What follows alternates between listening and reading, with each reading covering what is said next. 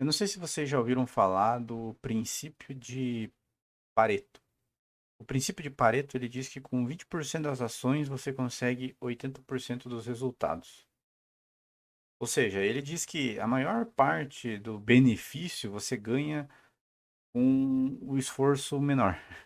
Então, por exemplo, assim, com 20% do esforço, você consegue 80% dos resultados. Só que para você completar esses 20% que fica faltando para seus 100% de resultado, você você costuma ter que fazer um esforço de 70, 80%. Então acaba sendo desproporcional. Eu trouxe isso nesse vídeo um pouco quase que para ir contra uma lógica que ela vem nos sendo ensinada desde sempre. E ela é um tanto quanto ruim, de certa forma, que é a ideia de que a gente tem que ser 100% eficiente, de que a gente tem que, nossa, assim, tem que ser uma máquina o dia inteiro, o tempo todo.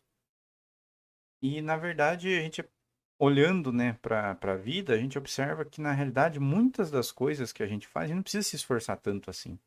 A gente consegue ter a maior parte do benefício sem se esforçar tanto. Eu gosto de dar o exemplo do próprio YouTube mesmo. Por exemplo, assim, antes eu fiz já vídeos, se vocês olharem aqui no canal, que, pô, são muito bem editados, com imagens boas de fundo, bem roteirizados, bem narrados. E esses vídeos, eles me custaram bastante tempo, bastante esforço. E às vezes eu fazia esses vídeos e ficava um tempão para fazer eles, me esforçando um monte, para ter, sei lá, 150 views.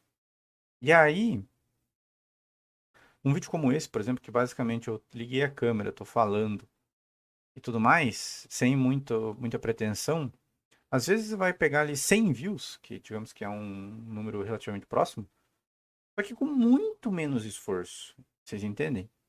Consequentemente, isso me pesa muito menos psicologicamente, me cansa muito menos, me frustra muito menos. Então eu acabo tendo muito mais benefício com muito menos esforço. Então, em certas coisas, a gente tem que aprender a, a se esforçar menos. Eu tenho um outro exemplo que é interessante, que é o da academia. Todo mundo, e claro, muitos influenciadores, muita gente defende o uso da creatina. E eu uso creatina, eu tomo creatina e tudo mais. Só que se você for pegar os estudos, você vai ver que em alguns exercícios, né, nem em todos, ela vai te aumentar 5% de força. Em alguns exercícios ela aumenta 2%.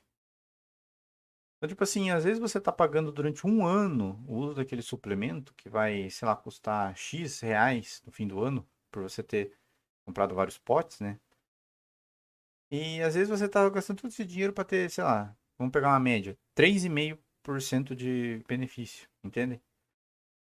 Se em alguns exercícios você chega a 5, em alguns a 2, então a média vai ser 3,5, né? Então, tipo assim, você está tendo 3,5% de benefício para quantos reais gastos? Vale a pena essa matemática para você? Entende? Aí, às vezes, o cara ele acaba se esforçando um monte para melhorar muito pouco. E às vezes ele nem precisa melhorar esse muito pouco. É, por exemplo, para mim, eu faço academia, apesar de não parecer, talvez. Mas os 3 primeiros meses de academia foram os meses assim que eu mais mudei, obviamente. Por quê? Porque em um lugar que você não fez nada, qualquer coisa que você faz é uma grande mudança, né? E nos 3 primeiros meses eu atingi, cara, eu vou dizer assim, 70, 80% do que eu sou hoje, sabe? No último um ano eu devo ter progredido tipo 30%, sei lá, no meu físico, entende? Progredi muito pouco no último ano no meu físico. É, muito pouco também não, mas pouco, entendem? A grande transformação foi os 3, 4 primeiros meses.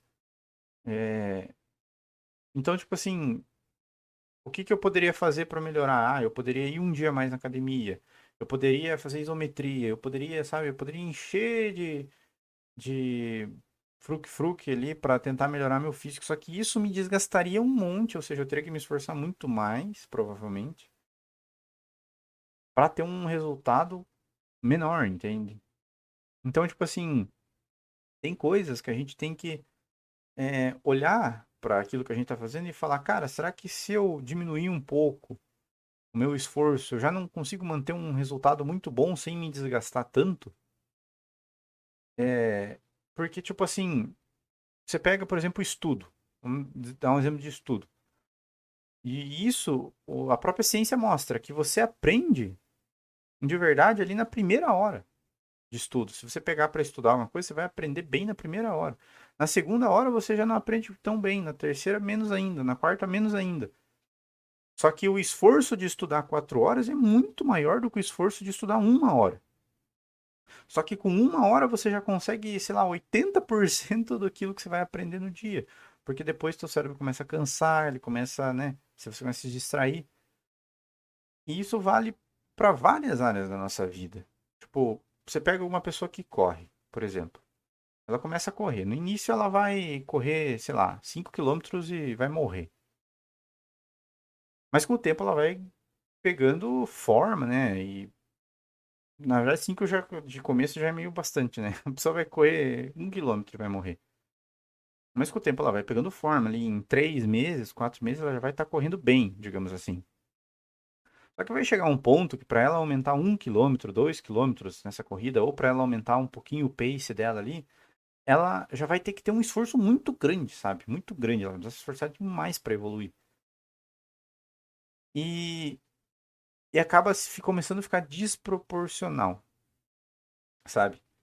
É, eu fiz esses dias o meu óculos, por exemplo. O meu óculos, esse aqui que eu tô usando na minha cara, eu fiz as lentes dele. Paguei R$ 160 nas lentes. Só que para mim colocar anti-reflexo, anti-risco, não sei o que, sabe? Para mim ir colocando os plus nela, lá no final ela ia, tipo, custar R$ 2.000. Entende? Pra ter, tipo, às vezes nem 30% a mais de benefício.